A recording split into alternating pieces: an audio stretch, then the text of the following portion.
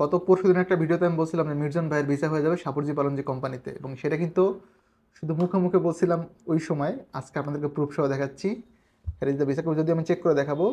Request করবো ভিডিওটা একটু শেষ দেখে সাপুরজি পালনজি কোম্পানি সম্পর্কে আপনার একটা বেসিক আপডেট পেয়ে যাবেন। হ্যালো ব্রাদার, আসসালামু আলাইকুম। রাকিব খান ফ্রম টিগল, welcome to the new video.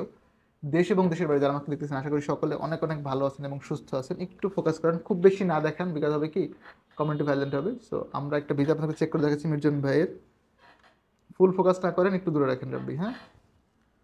যারা আমাদের চ্যানেলটাকে নতুন দেখতেছেন, please do subscribe our channel. আমরা একজন বাংলাদেশি ভাইকে দেশের বাইরে পাঠাবো সম্পূর্ণ বিনা খরচে। যেটা করতে হবে, আমাদের চ্যানেলটাকে সাবস্ক্রাইব করে দিলেই হবে, জাস্ট সিম্পল ইকুয়েশন। দেখ, আমাদের একটা ফেসবুক পেজও আছে, টিগল। আপনি যেই নামে ইউটিউবে দেখতেছেন সেম নামে আছে। যদি ভালো লাগে বা সম্ভব হয়, প্লিজ আমাদের চ্যানেলটাকে ফেসবুক পেজটাকে ফলো দিয়ে রাখেন। এবং এই ভিসা কিন্তু আজকে ইস্যু হয়েছে, মির্জন মিয়া ভাইয়ের ভিসা আজকে, অর্থাৎ 15ই জুলাই 2025 আমি ভিডিও মেক করতেছি। আজকে এই ভিসাটা ইস্যু হয়েছে, হয়তো বা এখন দেখতে পাবেন। আমি একটু সার্চ করে দেখাচ্ছি। দেখেন, visa has been issued, visa number এত। অটো ক্লোজ করার দরকার নাই। ওয়েল, আই গেস এখন দেখা যাচ্ছে। সরি, দেখেন ভিসা ইস্যু ডেটটা দেখেন, 15/7/2025, মানে আজকের ডেটে ভিসা ইস্যু হয়েছে। সাপোর্ট পালন দিনে আমি যে মেসেজ আপনাদের দিতে চাই সেটা হচ্ছে খুবই সিম্পল ইকুয়েশন বা আহ, সঠিক মেসেজ বলবো, অবশ্যই 100% অ্যাকুরেট মেসেজ। সেটা হচ্ছে যাদের পেন্ডিং ছিল সাপুরজি অ্যান্ড পালনজি কোম্পানিতে, আপনাদের ভিসা অলরেডি স্টার্ট হয়েছে, ইস্যু হওয়া। এগুলো পূর্ববর্তী গ্রুপের ভিসা, যাদের মেডিকেলের ম্যাচ চলে গেছিল, আমরা সেকেন্ড টাইম মেডিকেল করাইছিলাম। মির্জন ভাই, congratulation and sorry for being late. একটু দেরি হলো, আলহামদুলিল্লাহ আপনার সমাধানটা কিন্তু আমি করে দিয়েছি। বাদ বাকি যারা আছে, বিশেষ করে যাদের মেডিকেল করিয়েছি আমরা লাস্ট গ্রুপে, আপনাদের অলরেডি মোফা হচ্ছে, কয়েকজনের ফিঙ্গার হয়ে যাচ্ছে।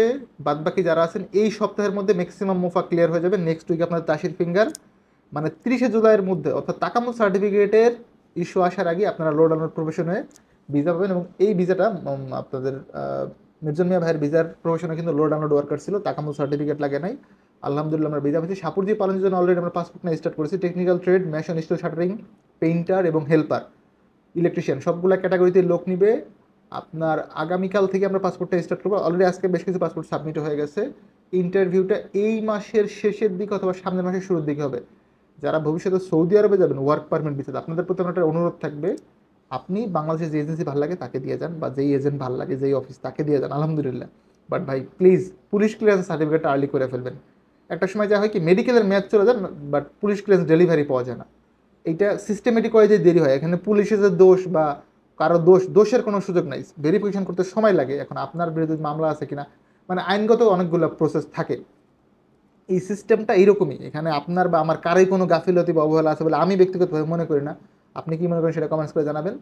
অনুরোধ করব, আপনারা যারা সৌদি আরবে যাবেন ওয়ার্ক পারমিট ভিসায়, বা যেই দেশগুলোতে ওয়ার্ক পারমিট ভিসার জন্য পুলিশ ক্লিয়ারেন্স সার্টিফিকেট লাগে, অনুগ্রহপূর্বক সবার আগে পুলিশ ক্লিয়ারেন্স সার্টিফিকেটটা করবেন। এর মেয়াদ থাকে 6 মান্থ থেকে 1 ইয়ার, তো লম্বা একটা সময় থাকে। প্লিজ প্লিজ প্লিজ সৌদি আরব যাইতে হলে অ্যাটলিস্ট পুলিশ ক্লিয়ারেন্স সার্টিফিকেট আগে ভেরিফাই করেন, দেখবেন আপনার প্রসেসিং অনেক বেশি সহজ হয়ে গেছে।